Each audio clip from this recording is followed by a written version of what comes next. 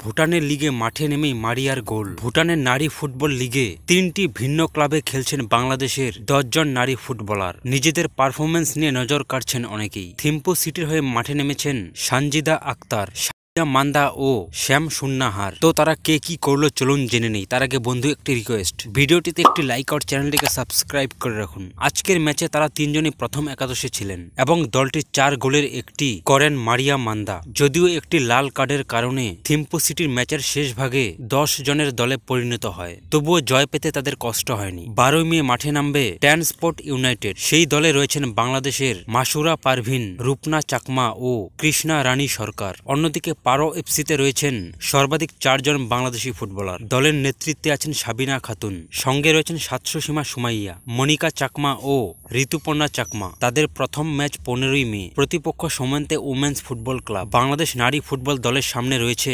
আন্তর্জাতিক চ্যালেঞ্জ।